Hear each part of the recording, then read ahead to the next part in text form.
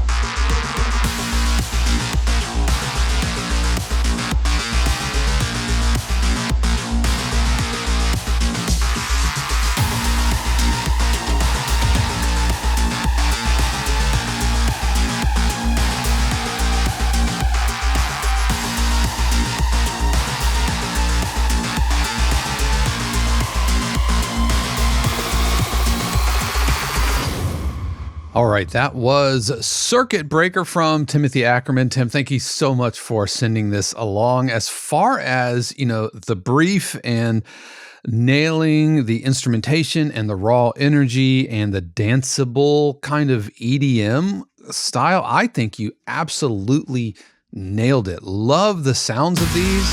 I think it's really working out. It's kind of leaning into the kind of dubsteppy kind of thing, which, I thought dubstep was just like dead and buried until on the Super Bowl this past year on CBS, they unveiled a dubstep remix of the NFL on CBS theme, and they've been using it all season long. And I gotta say, there's still a visceral energy to this type of sound. Going from the top here, I would make sure that you have at least 200 milliseconds at the top. It seemed to kind of start almost. I couldn't even tell if there was a click, and there's a little cymbal tap at the top or something. I think we probably could have gotten away with that being like a wah or something. Just the downbeat just feels a little clipped off. I thought this was fantastic. Do be careful. We've got some kind of high resonances going on here, right around what 2400, 2300 hertz or so. This is probably some effect or some sound designy thing that's causing this, but definitely something to watch out for. You're probably, I know me, I'm not hearing that, but I'm seeing that. So I would watch out there. Love the big low bass. I think it could be even wider, especially here at the top. Probably could have done a little bit more whoosh, something just to have some kinetic energy into that downbeat.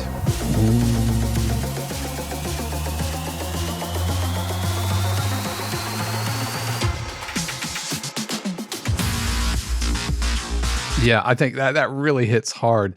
And one note that I made is I think all the way through our snares could have come out of the mix a little bit. I feel like they could have been a little bit more transient. They could have bit a little more.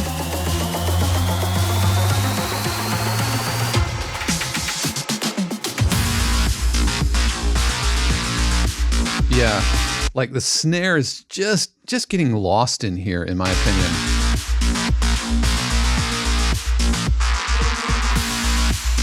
And if you haven't already, make sure that you're working with some side chaining.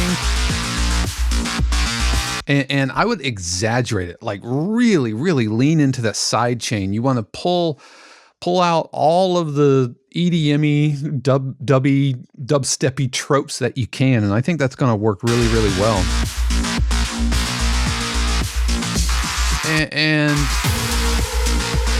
that little siren, I think is very, very, very cool. I wanted there to be a little bit of stereo something with it. And I don't know if it needed to kind of work side to side. I thought that could have been cool just to bring a little bit of motion to it. And I wouldn't, hard pan it or anything. Don't do that. But I think some kind of imaging on that.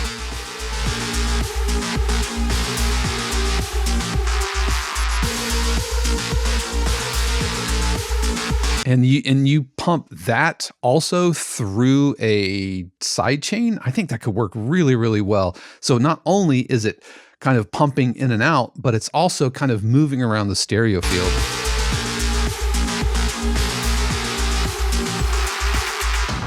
Yeah, and here I think we absolutely could have had more of a transition, some whoosh or some transitional energy to really sell the fact that we're going into, in this case, going into a breakdown. And I think we could do a little bit more with transition effects pretty much all the way throughout. So kind of right here. Right, you don't want it to feel like you're pulling a punch there at the end. Right, it just kind of stops. But if we treat it more like a wave rising and then hitting the shore and whoosh, that's kind of that's how my metaphorical mind thinks. I would put that through the filter and let that filter slowly open up over the course. Again, super tropey, happens all the time in EDM, but lean into it. I like that little. I would watch. There's some spiky resonances there. I would be careful with. Might need to tamp that down, but I would duck some of those high frequencies back, but bring them up in the mix. Yep.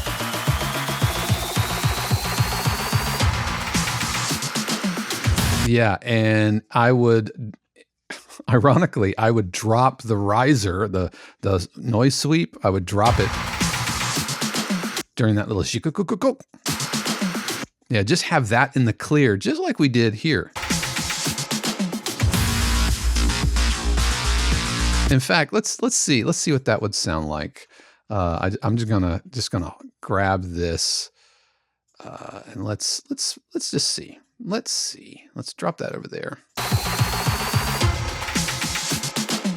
All right, so let's move that up Just a couple of beats. Versus, let's go back to the original here.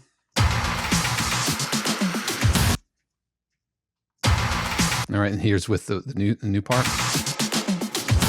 All right, so here it's just a little bit more in the clear, and it makes that drop when the instruments all come back, makes it a lot more effective.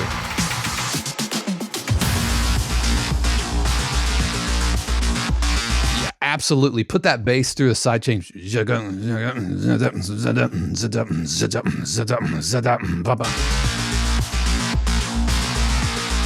that snare. Dish, dish.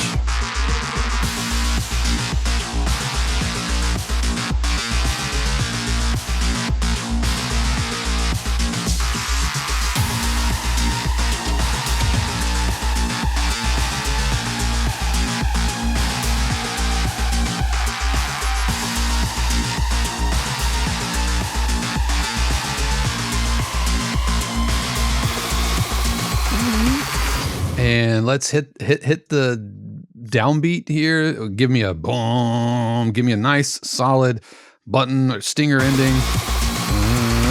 Boom. And then let it release. Do keep an eye on the audio tail. It feels just a little long, right? A little long. So I would clean that up. But Tim, thank you so much for sending this along. I really, really do appreciate it. And I really enjoyed that. I got to tell you, it feels so good to be listening to your cues again on the podcast. I'm really looking forward to doing this every single week. So if you would like to put up your cue for consideration here on the podcast, then head over to 52cues.com in the weekly feedback thread. You can submit your cue for review, and I will be selecting one every single week and featuring them here on the podcast. Also, if you would like a cue review, then you could go to ismycueready.com or even 52cues.com and click on coaching. You can order up your own feedback video, 15-minute full HD stereo feedback that looks just like what we did. And speaking of looking just like what we did, we do this kind of feedback twice a week for the family subscribers. And so it's one of the perks of being a family member. But again, Tim, thank you so much for sending this along. And I can't wait to listen to more of our amazing community's music all throughout 2025.